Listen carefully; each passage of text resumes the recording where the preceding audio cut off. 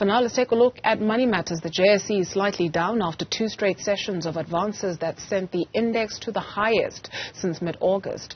Traders continue to monitor economic data while also assessing the outlook for interest rates.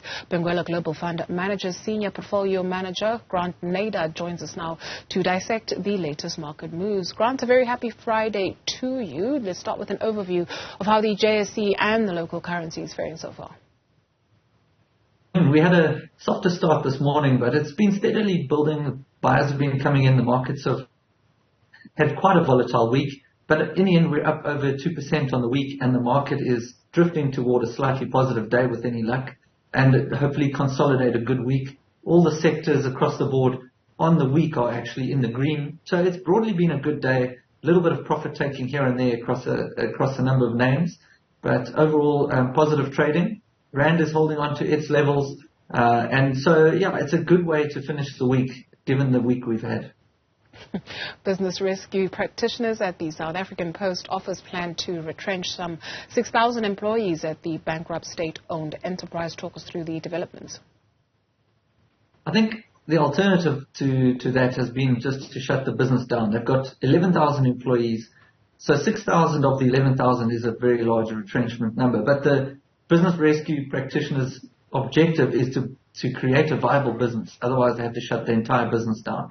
So I think the outcome is painful, but I think it is necessary. The business is 12.5 billion in debt as it stands, and they're running consistently at 150 to 200% of revenue is their cost base. So their costs are 1.5 to 2 times the revenue that they're generating. It's unsustainable, and so really some hard decisions need to be made. They have a vision to transform it into a technological and e-commerce player that can lead from the front. And I think the ideal is good. We'll have to see how the implementation goes. And there's some painful measures along the way, but at least they're trying to move in the right direction. All right. The government of Germany has pledged to invest 4 billion euros to advance the African continent's green energy transition. What do we know about how the funds will be distributed, rather?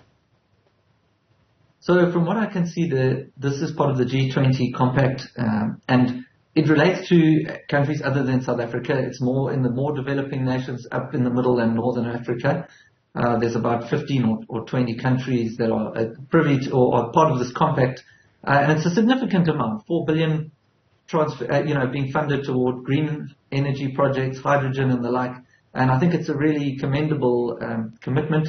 What we want to see is actual deployment and implementation, because as Africa benefits, so it will benefit the whole continent as well, and I think we can participate in some of that. But it's not a direct infusion of cash into South Africa or our industry. The High Court in Pretoria has ruled that the South African Revenue Service must honour the last leg of a 3-year wage deal signed with unions back in 2019. What does that mean for the workers? Some good news?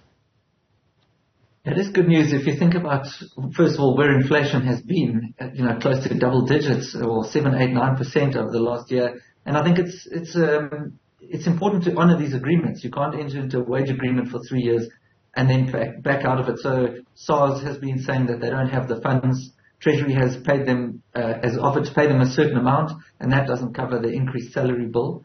And really they're also suggesting that because collections are lower, they also have less to spend. But I think in reality, the government is the one who funds them, Treasury funds them, and if they've committed to that wage agreement, they need to honour it. The court has said that is definitely not a reason to make that contract void. So I think it's good news for the workers.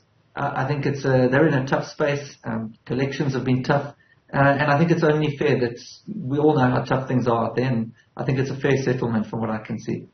All right, Car Powership has been granted environmental approval for the Saldanha Bay project. Talk us through the developments.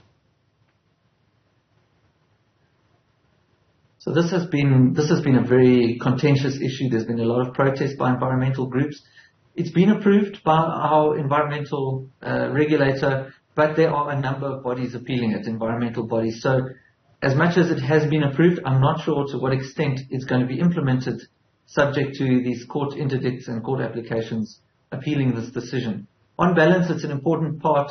We need this alternative energy provision plan to come through. We need other sources of energy. I can't comment on the environmental importance or not on this, but the broader plan of implementing power sources is vital to South Africa. We can see the challenges that load shedding has caused.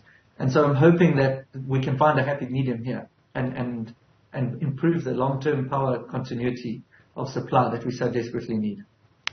Let's take a look at AgriMark owner Cal Group. It says load shedding cost it some 200 million rand and lost sales in 2023, worse than the effects of COVID-19. Power cuts continue to hurt business in the country. Absolutely, they do. And as the CEO said, Eskom ate their lunch or ate their pie. I think many companies will feel that perhaps their breakfast, lunch and supper was eaten. But hopefully we're seeing peak load shedding. And of course, Kaap Agri has had some of the challenges. They've had some seasonal challenges around less rainfall. So there's been a naturally lower demand. And then what they've experienced is the farmers, instead of spending money on their equipment that they supply these farmers for irrigation and the like, they're now spending that money on diesel, and so they have less to buy. So this company's had two incremental costs, one being the cost they themselves have incurred on diesel and alternative power, and the second one being their clients have had less money to buy product from them. So they've taken a double knock.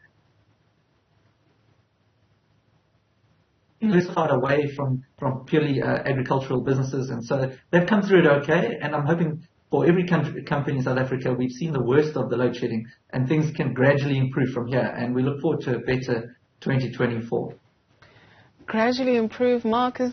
Grant, I beg your pardon. Is there a good story to tell? I mean, we're now sitting on stage at 6 load shedding. You spoke of the week that was with a heavy sigh, and so is there no good story to tell? There's definitely a good story. Remember, if you're a stock market investor, so much of what happens is about, are things getting better or are they getting worse? If you look at this year, we've had really high inflation, really high interest rates, and really high load shedding. And if you think those things can improve from here, if you're looking out 12 months ahead, you actually have to be a little more optimistic. And so I think there is reason to be cautiously optimistic in the 12 months ahead. Let's end this Friday on that cautiously optimistic note. Thank you very much, Grant Nader. He's with Benguela Global Fund Managers.